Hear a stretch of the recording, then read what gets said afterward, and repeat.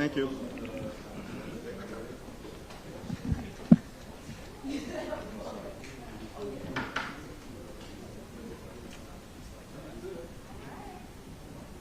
Thank you.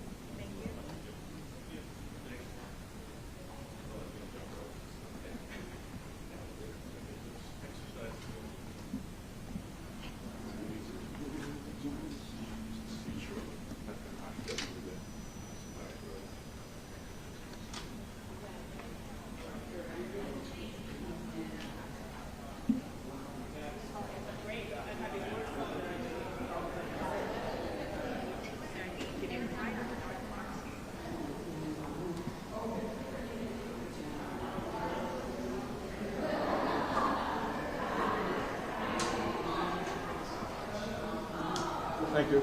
You're welcome.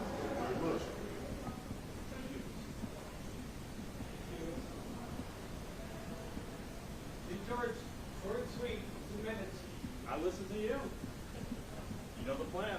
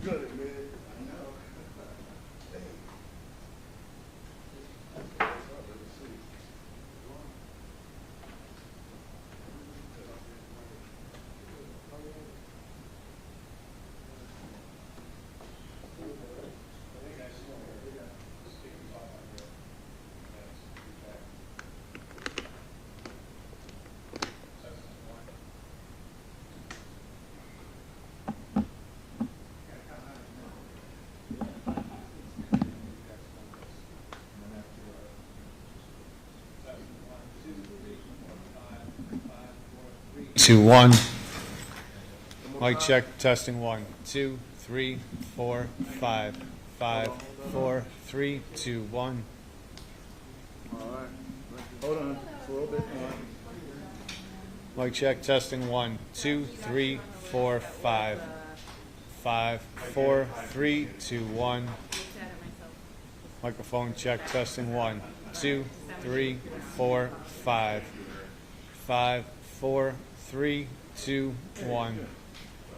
Mic check, testing 1, 2, 3, 4, 5, 5, 4, 3, 2, 1.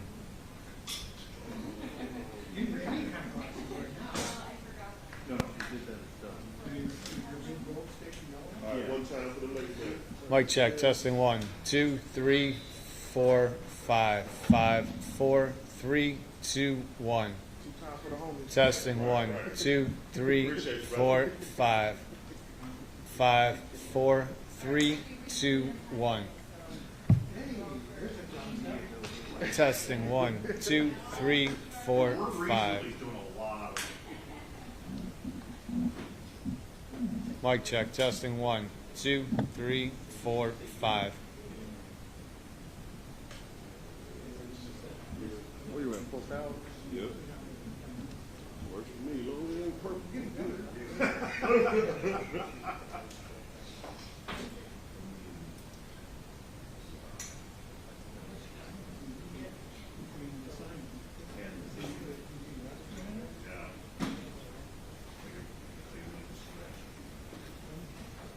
You're good.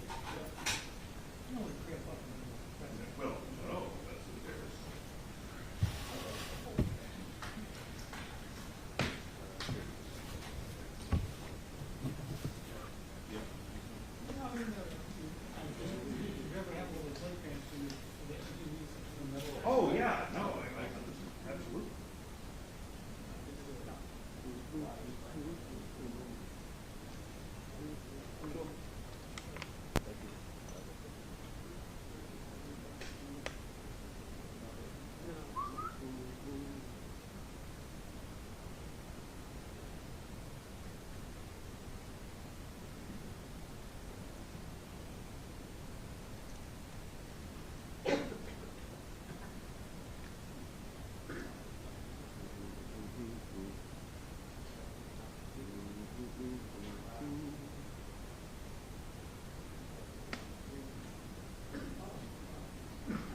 Testing 1, 2, 3, 4, 5. 5, 4, 3, 2, 1. Testing 1, 2.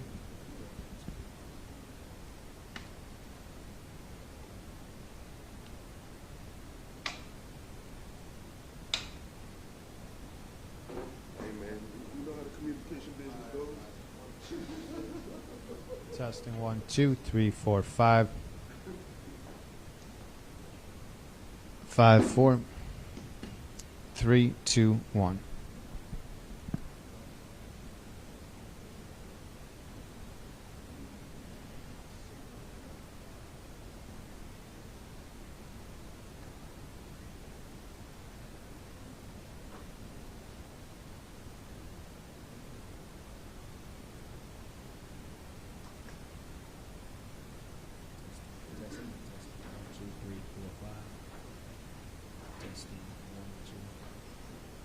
Testing 1, 2, 3, 4, 5.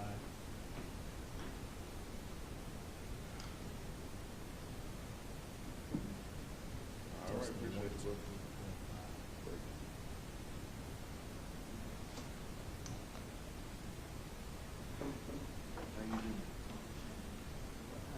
Testing.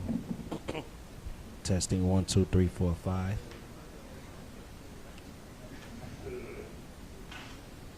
Testing 1, 2, 3, 4, 5. Testing 1, 2, 3, 4, 5. Testing 1, 2, 3, 4, 5. Testing 1, 2, 3, 4, 5.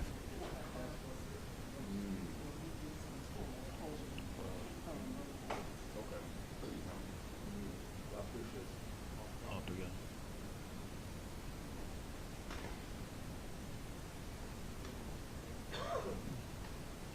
Testing 1, 2, 3, 4, 5. Testing 1, 2, 3, 4, 5. Testing 1, 2, 3, 4, 5. Testing 1, 2, 3, 4, 5. You good? All right.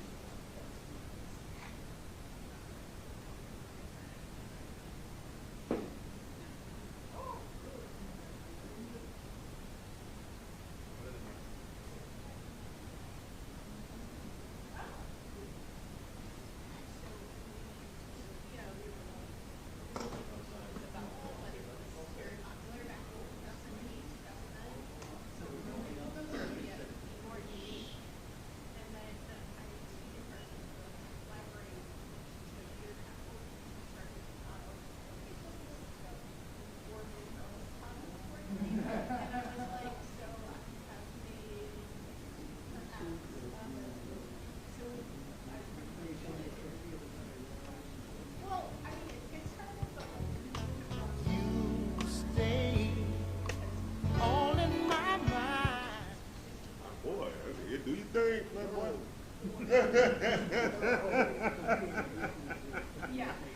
Man, best press conference ever. Yep, definitely. You don't know we get that at the press. What's good?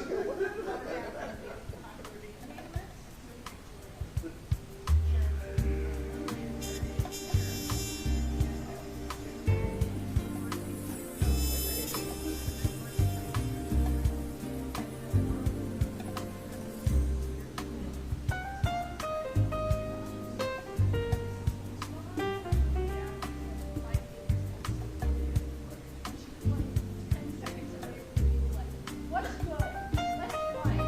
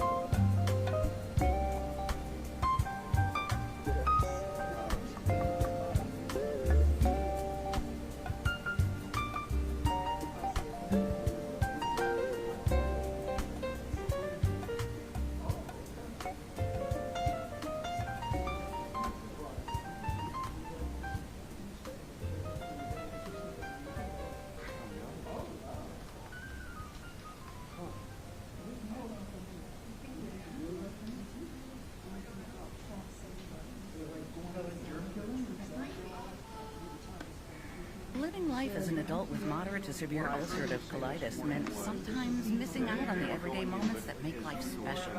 I wanted to take back those moments, so I asked my doctor about prescription-only Omvo Mirikizumab MRKZ injection, and we had the Omvo combo. Now, fewer UC symptoms means I can enjoy more special moments, like a weekend away with friends. With Omvo, lasting clinical remission and bowel urgency improvement are possible. Don't use if allergic to Omvo. Serious allergic reactions can occur. Omvo may increase your risk of infections and lower your ability to fight them. Before treatment, your doctor will screen for tuberculosis. Omvo may cause liver problems. Tell your doctor if you had a vaccine or plan to. To learn more, visit omvo.com or call 1-800-545-5979. Reclaim your everyday moments from UC. Have the Omvo combo with your doctor today. The Volvo Cars experience is electrifying. Driven by design with Google built-in and impressive performance. 0 to 60 miles per hour in 4.7 seconds with Volvo fully electric vehicles. Visit volvocars.com/US to learn more.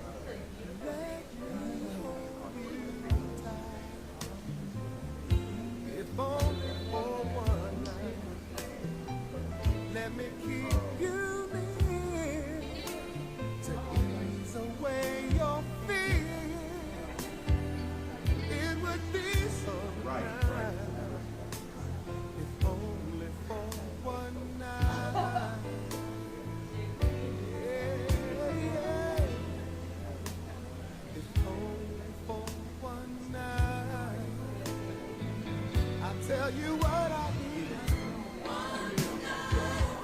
One, and oh, what I need is one night of your love, of your love, of your love.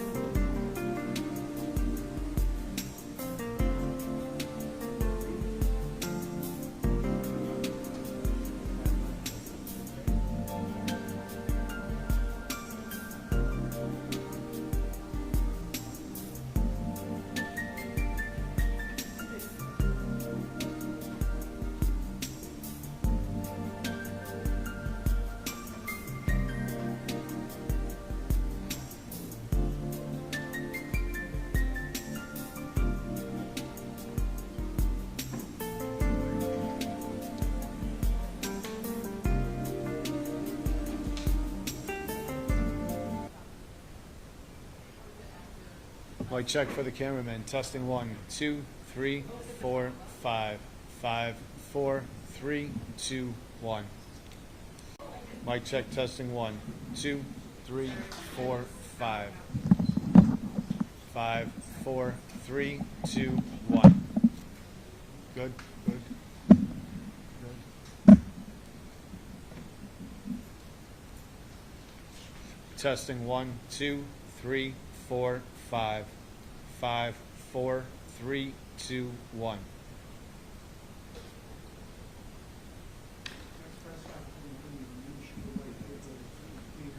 This thing's perfectly fine. Does it give you a white balance or no? It's fine. Okay. It's perfectly fine. Did you get it? Okay.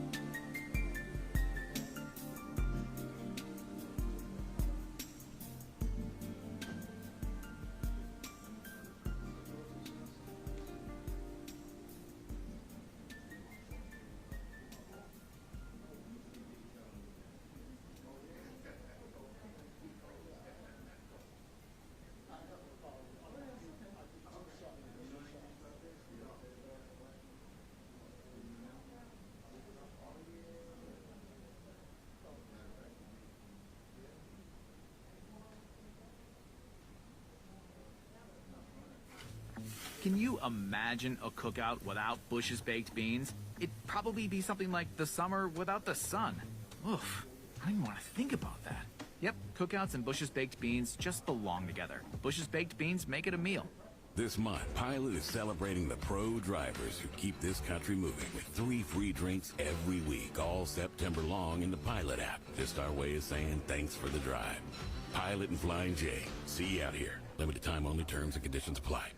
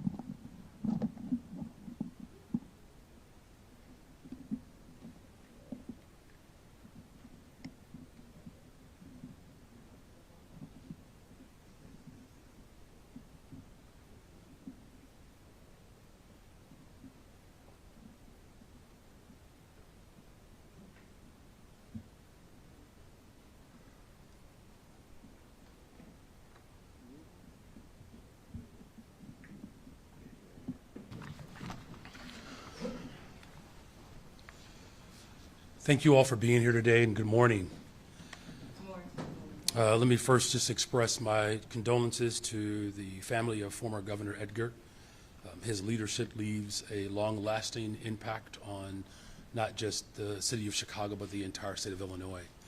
I also want to thank a number of members from my administration for being here today. Our Deputy Mayor of Immigrant, Migrant, and Refugee Rights, Beatrice Ponce de Leon, Deputy Mayor of Community Safety, Gary and Gatewood. We have our Budget Director, Annette Guzman, and then my Corporate Counsel, Mary Richardson Laurie. This morning I signed an executive order protecting the right to protest in the city of Chicago. Chicago remains a center of civic action, as it has been since our founding. Whether it's the abolitionist movement led by Chicagoans like John and Mary Jones, the uprisings for an 8-hour workday in the Haymarket era, the industrial union movement led by the CIO, the women's rights movement, the civil rights movement, and other collective actions over the last 2 centuries. As history shows us, these peaceful protests have been a true catalyst for social change. This order is about being proactive, as we saw what happened in Broadview just a few days ago, where protesters were shot with less lethal bullets, pepper bullets, for peacefully protesting. With the presence of ICE in our neighborhoods, we can expect Chicago residents to follow in the footsteps of the generations of Chicagoans who came before them and peacefully assemble and protest. The First Amendment clearly states that we have the right to peacefully assemble, petition our government, and speak freely without intervention or fear of retaliation. If the federal government will not uphold this right, then the city of Chicago will. This executive order solidifies our commitment to protecting the constitutional rights of all residents and visitors, including the fundamental right to free speech and, again, to peacefully assemble. With this order, the roles of city departments and agencies and the Chicago Police Department are clearly defined in order to support peaceful protests and the exercise of First Amendment rights. Today, the city of Chicago affirms that peaceful protests and dissent are essential to public safety, democracy, and civic engagement. And we affirm that the CPD possesses the resources, training, and professional expertise necessary to safeguard the exercise of the First Amendment freedoms within our city. This executive order is part of our Protecting Chicago initiative, a cross-departmental effort to protect our residents' constitutional rights and defend our democracy. Another effort in this initiative that I am proud to announce is the launch of our Protecting Chicago Toolkit, available on the new city website, chicago.gov/protect, designed to provide residents streamlined updates of any federal intervention as well as centralized resources. This website is an expansion of the Mayor's Office of Immigrant, Migrant, and Refugee Rights' successful Know Your Rights campaign. The resources from the Know Your Rights campaign can be found on this website, in addition to resources that will help residents plan for peaceful protests, stay informed of their rights, and there is information on previous executive orders which affirm that CPD will remain locally controlled. The city of Chicago will continue doing everything in our power to protect communities and ultimately defend our democracy. The website, again, is chicago.gov/protect, and I encourage our residents to remain informed, civically, peacefully engaged. Lastly, I'm sure all saw that the Finance Committee unanimously approved our global settlement for the Watts case. This is about 2 things. 1, justice for survivors of torture and abuse by those who have been charged with keeping us safe. As all of you may remember, I included funding in our first budget for a monument in Chicago to honor the survivors of police torture, so this is a long-standing commitment of mine. It's not enough to just push for constitutional policing today. We also must rectify the crimes of the past, and that starts with justice for the victims.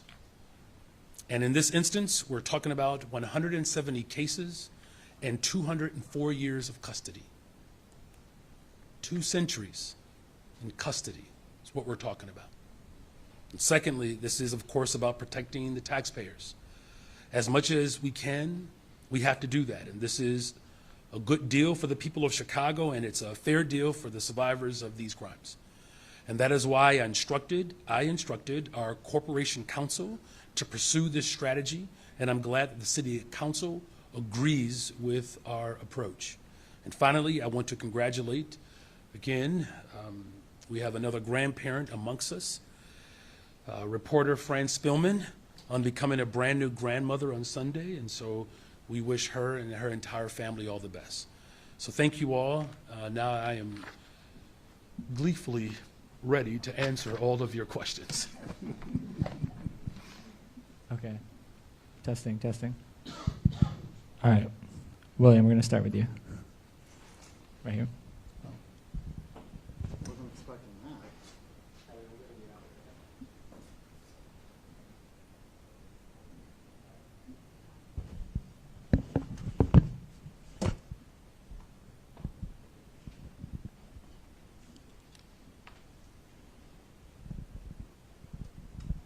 Mayor Johnson, we've all seen the horrific video of Irena Zaruska being stabbed in the neck on public transportation. In Chicago, we have countless examples of women being punched in the face, choked out, robbed, abused, murdered by violent repeat offenders. And your only legislation or in regards to public safety on public transportation is don't smoke cigarettes. Is there anything that you'd like to say to the women who have been abused by violent repeat offenders in the city of Chicago? Well, first of all, my community safety plan is far more substantive than just asking people not to smoke. Our investments in community safety have been unprecedented, quite frankly, and public safety and community safety will always remain my top priority. Our deputy mayor can speak very cogently about the community safety plan, which is the people's plan. And the ultimate goal is to drive violence down in the city of Chicago, whether it's on a train or in a neighborhood. There are way too many individuals, of course, that have been victimized by violence, and it, again, is my top priority to continue to make sure that we're investing in our detectives division as our detectives bureau coordinates and collaborates with our counterintelligence, and all of our stakeholders come together to drive violence down in the city of Chicago.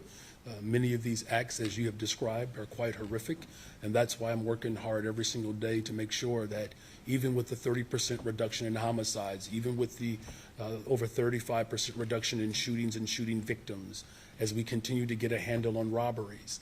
Look, any act of violence is one act too many, and I'm going to work hard every day to ensure that we build the safest, most affordable big city in America.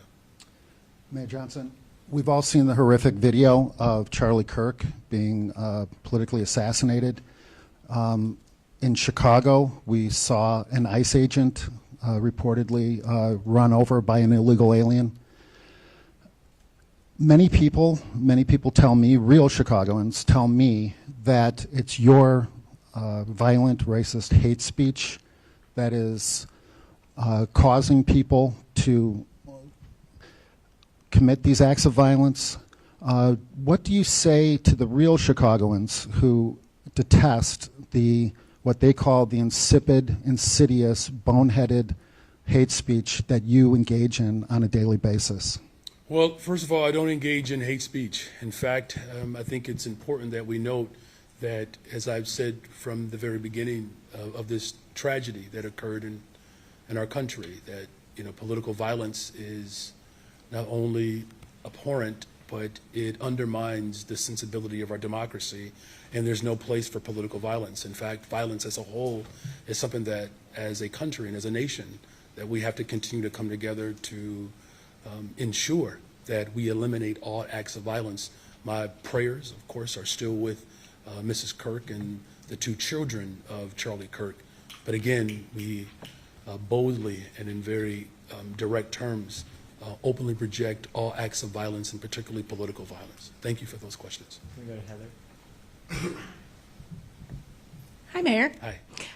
Gregory Bovino is in town. He arrived this morning promising many more arrests by ICE of people he say are undocumented. What do you say to the people of Chicago who saw those videos this morning and felt fear and concern for their relatives and loved ones? Well, look, I understand that the fear and the anxiety is real. That's what this president is attempting to promulgate. That is his tactic. The city of Chicago is a firm, welcoming city. And so in terms of how our local police department will behave, along with my administration, we're going to ensure that the people of Chicago know their rights. We're going to protect people's rights to be able to peacefully assemble and push back against this form of tyranny that is being promulgated throughout our entire country. And then finally, we are putting forth, again, more stronger executive orders to ensure that there are policies in place to ensure maximum protection for the people of Chicago. What I'm also grateful for, though, is that the number of people in this city that have come together and have put their arms around our immigrant community. Look, this is an important part of the fabric and the soul of Chicago.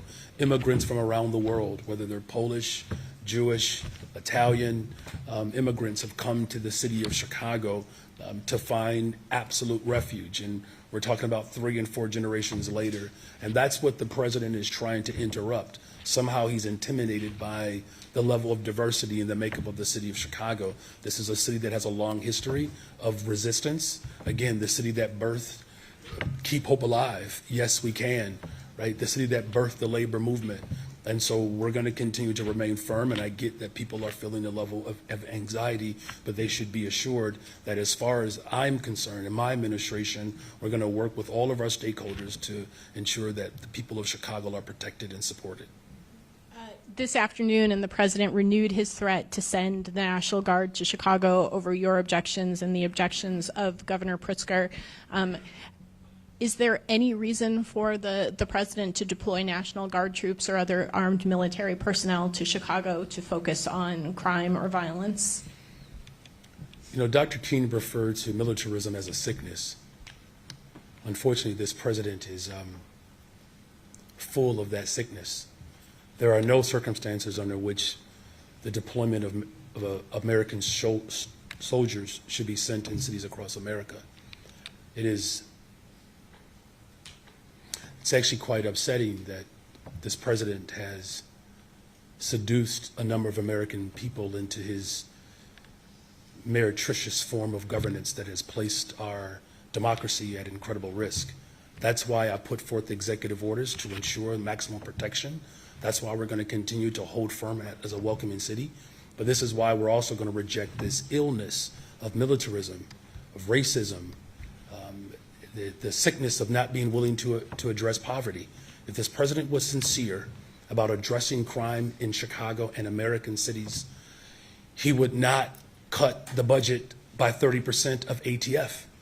There's an opportunity for ATF to coordinate with local police departments across America to get illegal guns off the streets of Chicago and cities across America that are being illegally trafficked from states like Mississippi, Louisiana, Indiana.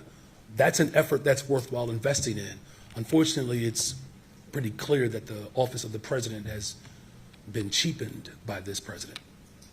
Hi, Mayor. Hi. On the executive order, can you kind of specify how this directive to CPD to coordinate with protest organizers is different from current CPD policy? And can you walk through sort of an example of when this policy would come into play? Well, thank you for that question. Let's look at what happened in Broadview. There's no policy in place that if the federal government interferes with our First Amendment rights, there's no policy in place.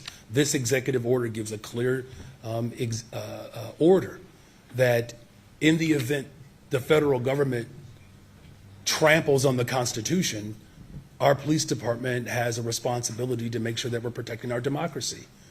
And we saw this happen in Broadview, where from a roof you had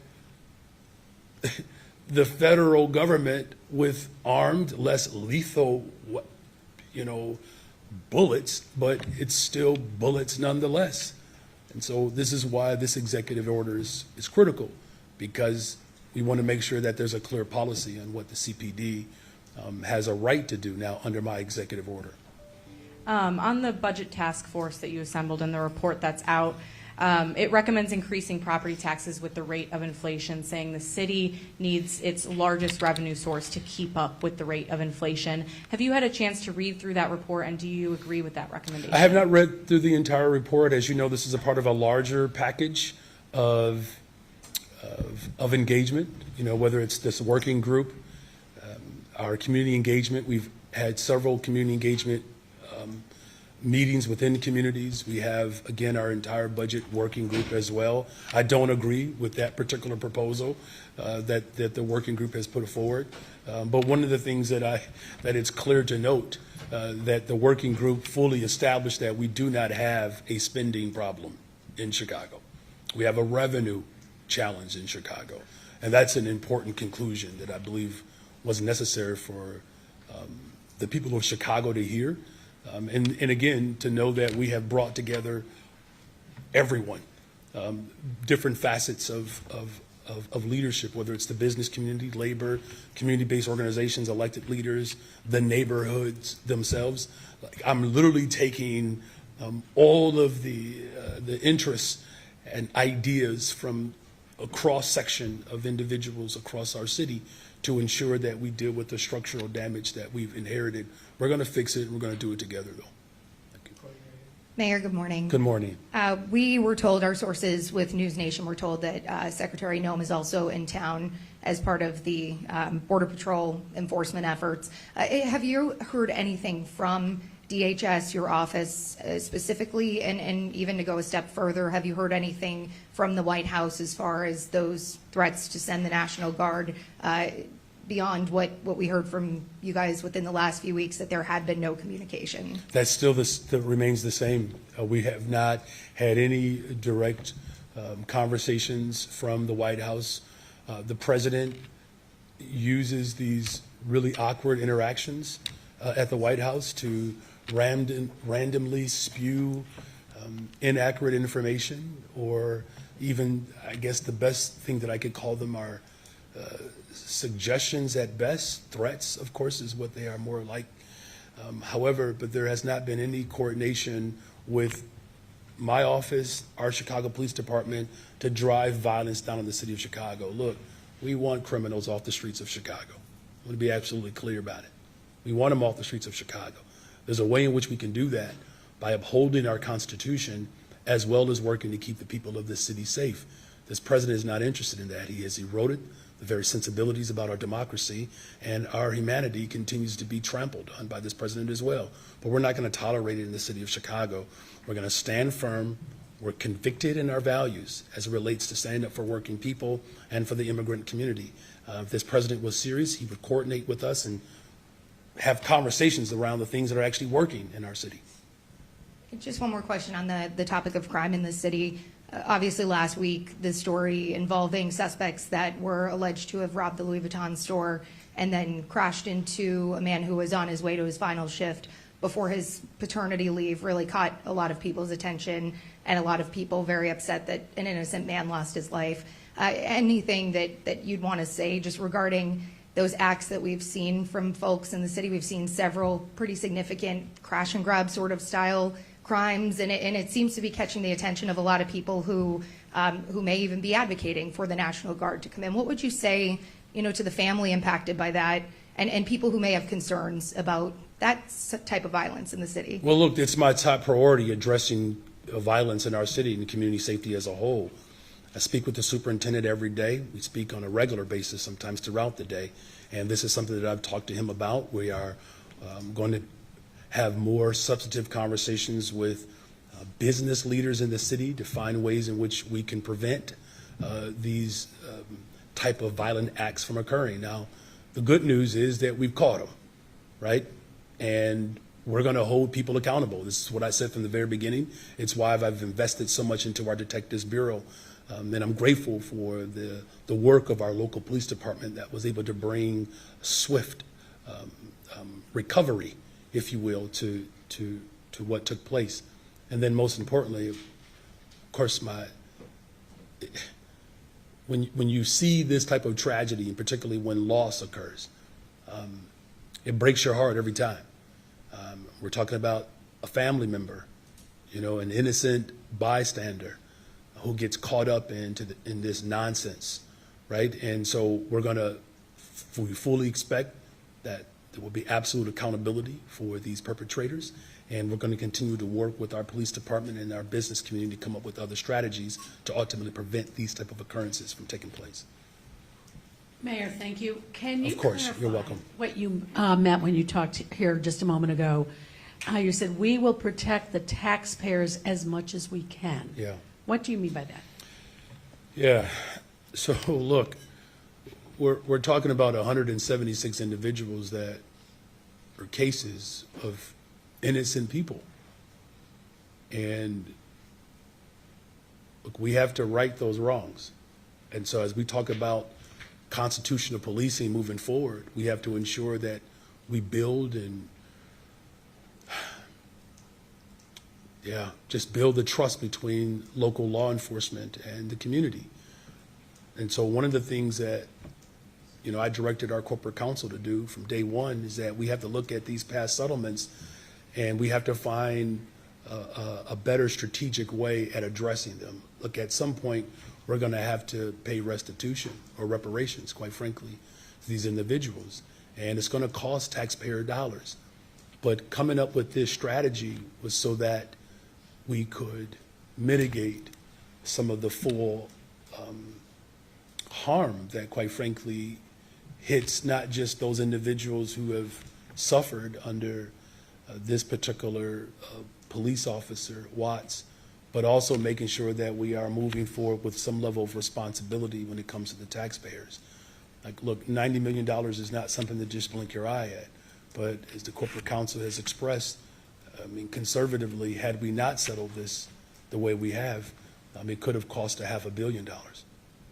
And I know it's been mentioned somewhat, but can you address, it sounded as if Chicago was not going to be any target as of last week. Now this week, here we are. So what do you make of that they on again, off again? Yeah, the president is unstable. He's an unstable man. He's a very double-minded individual. He is, and there's no secret there. Look, we remain focused in our position as a city, defending and protecting the rights of Chicagoans. That is my reasonable service as mayor of this great city. And I will stand up and against anyone who looks to disrupt and interrupt our democracy. Chicago has a long history of remaining firm and strong when it comes to protecting the civil liberties of people, and I will do that. This is the problem with this president. He has cheapened the office. This is why you don't buy knockoffs. Over time, it withers. Mayor, thank you for taking the question. Of course. If I heard correctly, you mentioned... Well, it depends on which questions you're about to ask me. No, go ahead. Let's see how it goes.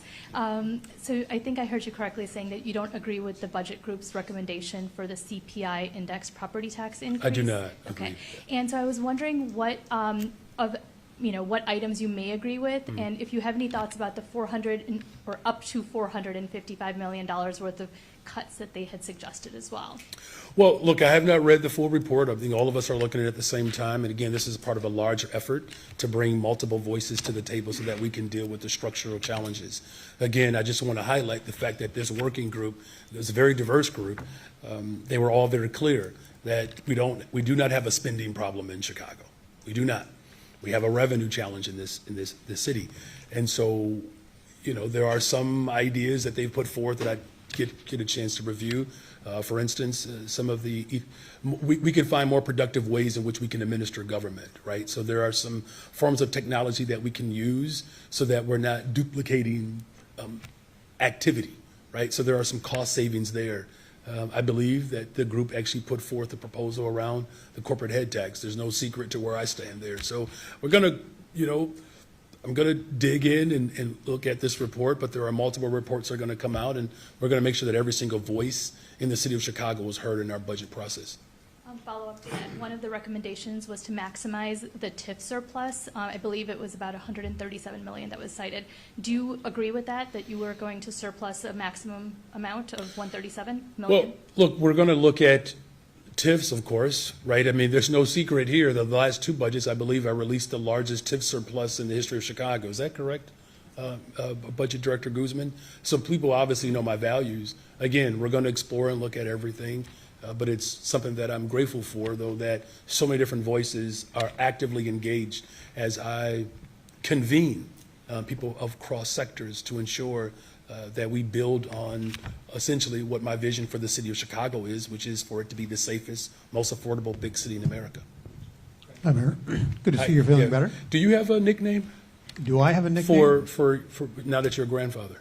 Not yet. He hasn't been able to articulate. Okay, I'll I'm just wait saying, you want to I'll give go by one to whatever he calls me. You don't care? Well, I do care. We're going to have to have a conversation about that. But, all right. Thank you for asking. Any recommendations for Fran? No, I'm teasing. I'm teasing. No, none. All right. Staying in my lane, okay? Let me going back to Broadview. One of the things that I think we saw out of Broadview was the protesters there blocking the ICE agents from coming and going from their facility. Do protesters have a right to prevent the feds from doing their job and coming and going from their facility? Well, look, this is why this executive order is so critical, right? Because it sets up parameters. Look, I don't have, that particular example that you just raised that has not been brought before me. But again, this is about making sure that in the event the federal government attempts to eliminate the First Amendment right for our folks in Chicago to peacefully be able to assemble, we have now an executive order that specifies what's permitted. So just to follow up on that, if they were to, for example, block a facility in Chicago, protesters were, and the ICE agents were not able to come and go to do their job, would that be an acceptable form of protest that would be, protected by Chicago police? Or, I mean, just so we clarify. No, just absolutely. Look, there are areas in which the First Amendment can be freely expressed. If someone is in violation of federal law, or if it works outside the parameters of the First Amendment, that's a much different case. But what we're talking about here in Chicago is making sure that the right to be able to peacefully assemble and do that without obstruction from the federal government, that's what this goal of the executive order is. And just to help me understand further on that point, how would you envision the federal government acting in that way, and what does this really change for what we've seen? I mean, we saw, you mentioned the DNC, obviously there was a lot of restrictions. Can we keep going? What look, I mean, here's the thing. Because this president is so unhinged, we just don't know what his directives are going to be. The point is that there's something very fundamental about our country, and that's the ability to be able to peacefully assemble and petition its government. That's what this executive order does. And if the federal government attempts to erode and trample on the Constitution, the city of Chicago is not going to stand for it. You're welcome. Good afternoon, Mayor Yes. Johnson. How are you feeling? Oh, I'm feeling great, thank you. Some folks watching Monday Night Football last night saw an ad from DHS inviting Chicago law enforcement officers to come work for them, generous benefits, student loan forgiveness, and inviting them to complete their mission because officers in sanctuary cities were being prevented from doing so. Do you think DHS is trying to poach members of the Chicago Police Department, and how do you think that affects the department's ability and effort in recruiting new officers, sir? Look, under the leadership of Superintendent Snelling, he's done an incredible job at restoring the morale of our police department, which had been depleted for some time, as well as working to institute constitutional policing, right? That's the direction that we are, that's where we are now. And we're moving with expediency to ensure that our police department shows up on behalf of the people of this city in an honorable way. What this president is proposing, and you've seen this in his budget, where he has placed more dollars in the hands of ICE operation than in the hands of working people. And you know, it's unfortunate that, you know, for many of our folks who are serving on the front line, where they see poverty every single day. They do. You know, they see Chicagoans in too many instances in their worst state. And it's also disingenuous because if he was serious about supporting local law enforcement, why is he withdrawing 30% of the funding that would go towards getting illegal guns off the streets of Chicago? That's what our officers need. They need support from the federal government to ensure that we can work in collaboration to get illegal guns off the streets of Chicago and to hold the criminals accountable. You know, so, you know, very proud of the work that we are doing in this city. There's a lot more work to be done. But this president, his approach is just all messed up. It's just off, right? And so we're going to remain firm in ensuring that we have the strongest, the best, and the brightest that are serving on the front lines of the city of Chicago. And very proud of the work that our police department is doing. And to follow up, so you're not concerned that ICE is going to poach members of the Chicago Police I Department? mean, look, first of all, can I just say that it's a horrible way to recruit. It just is. And again, I think the focus is it's making sure that the people of Chicago know that we have a city and a government that is ran with discipline, it's ran with compassion and love, but also ran with real structure, right? And so I don't sit around worrying about, you know, the president's tactics. You know, the things that I concern myself with every single day is making sure that people can put food on their table, that they have good paying jobs, they have access to health care, that we can build more affordable housing. That's what I focusing on every single day, and that's the full force of my administration is doing that on a daily basis. Good afternoon. Good afternoon. So following up on your alleged pants on fire moment on WBEZ today with my colleague Prosperity and the ongoing split sentiment as far as sending in troops to militarized, federalized military rather, to Chicago. The remaining question that has yet to be answered, because y'all keep running from it like I'm Marianne Ahern, is what do you, the Illinois Attorney General, and the governor have to offer in lieu of sending in the National Guard, the 101st Airborne, or what have you, to make Chicagoans feel safe in their communities in real time outside of reported statistics and so on? I think I understand your question. Okay, let me just start with this. How about this? In 1974, there were 970 murders. Okay. 1995, there were 828 murders. 2016, 778 murders.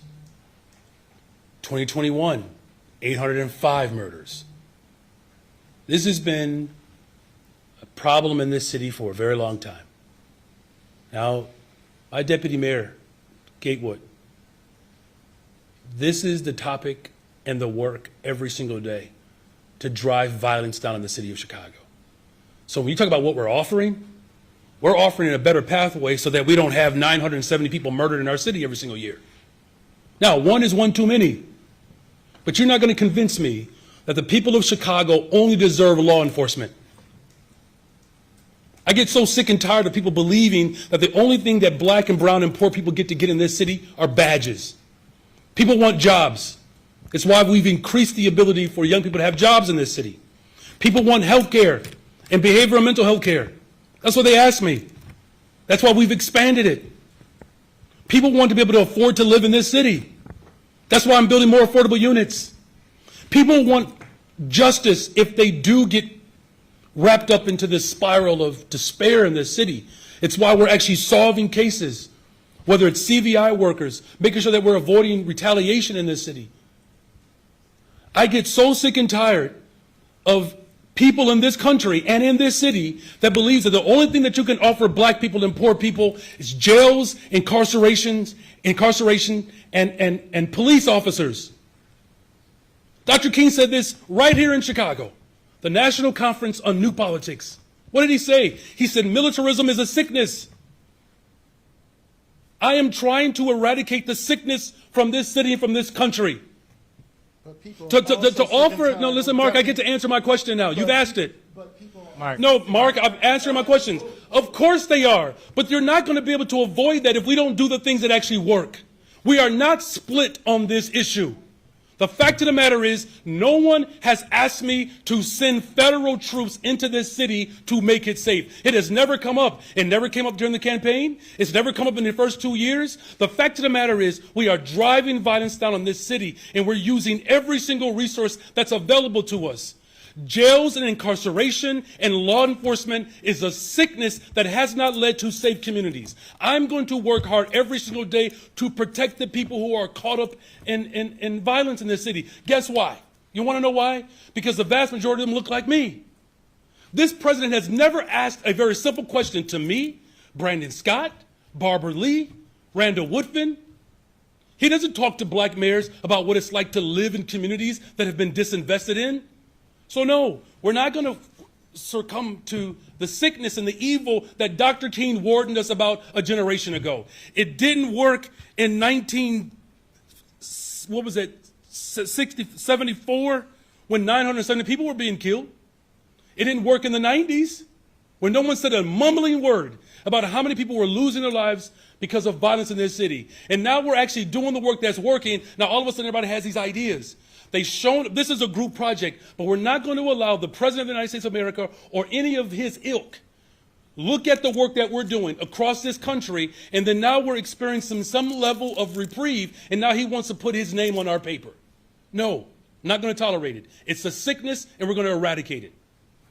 Something a little different. So our cauldron of sources are saying that Walter Burnett's potential appointment as CEO of the Chicago Housing Authority is being held up again because the HUD has made an offer that you can't refuse, which is that if you all go ahead and appoint him without sorting out these potential conflicts of interest, that CHA will go into receivership, meaning that you will lose local control of the CHA and it will go to federal control. What do you have to say to respond? First of all, it's inaccurate information. Second of all, Walter Burnett, the former alderman, is in a rarefied space. He would be one of the few individuals running a housing authority that actually grew up in public housing. The local board has not recognized some of the feedback that has come back as a conflict of interest. We're working through all of those elements and dynamics, and we fully expect that the board will be able to move forward with the former alderman. Thank you for those questions. Monica. It's okay. Monica, go ahead. Mark, we can't. All right, we'll get to that next week. Go ahead, Monica. Thanks. Good afternoon. Good afternoon. President Trump said that an important person in the Chicago business community has asked him to come into the city to save the city. Do you have any conjecture of who this important business person is? And do you feel that the business community in general wants the National Guard here? No, to both of them. Okay, so yeah. No to both of them. Got it. Okay, next question. The last two times I went to the Bally's Temporary Casino, the patrons appeared to be primarily low-income Asian Americans who had been bussed there on the hour, and low-income African Americans, some who may have been coming on a PACE bus or not. I don't have a view into their bank account, so I don't know, but it felt like this is a regressive way to shore up our police and fire pensions. I know you didn't usher in the casino, but is there a way for the city to avoid trying to solve the pension problem on the backs of gamblers who may have the least ability to pay for it? Yeah, we could tax the rich. We could tax the rich. But is there anything on the casino front that you can do? Well, which one? I mean, you were asking me if there's a way in which we could shore up our pension. Right. So is there any way to, and there may be, like you can't stop people from walking into a casino. But No, listen, this is no judgment. I mean, these aren't activities that I necessarily participate in. I'm fully aware of the data points that you're speaking of. This is something that I've addressed before I was in public office, the number of people that place their hopes and wishes in gambling that come from low-income communities. There's no secret there. That's why I do know that there are some efforts to make sure that people are being educated and that that the addiction that could come as a result of that type of activity is quite severe and real. And so we've, challenged our corporate partners to not just be sensitive, but to be thoughtful in how we engage with participants. But in terms of addressing our pension obligations in this state, I do believe that we should have progressive revenue and we should tax the rich. Let's Thank go to you. Jake. Hey, Mayor. Hey. I want a better idea of what Chicago police would be called upon to do to protect protesters with this executive order. If ICE was shooting pepper balls at protesters in Chicago, what would this executive order have police do? Well, first of all, the clear establishment of the area in which protesters should be protected. That's the first thing, that we have to establish those parameters. And again, it's not just on the police department, right? And this is why our corporate counsel is here as well. If the federal government violates our local authority, we will use every tool that's available to us, and whether that's the courts. But again, we're going to enforce my executive order, and we'll do that with clear direction to the federal government or anybody else. Switching gears, a colleague told me that just now the City Council's licensing committee has advanced a measure that would legalize video gaming terminals. Where do you stand on those? Do you see a need for a better split with the state? Is that what you want, to have those be approved in Chicago? I mean, we ultimately have to make sure that we have, we can't leave millions of dollars on the table. And so whatever comes from City Council, if it doesn't maximize the full benefit of what this opportunity could bring to the revenue structure of our city, then I'm not going to be supportive of it. We have seen firsthand when the state of Illinois works to capture more dollars that would have otherwise gone into the local economy, whether it's personal property replacement tax, the LGDF, and other forms of revenue that we have to have better control over, quite frankly, to help address the critical needs that we face. But in what has been proposed and what have been put forward, I have not seen where this particular idea maximizes our ability to be able to receive as many dollars as possible. So you're opposed to Alderman Beal's proposal? Yes. All right. All right. Are we Thank good? you all. Thank you all.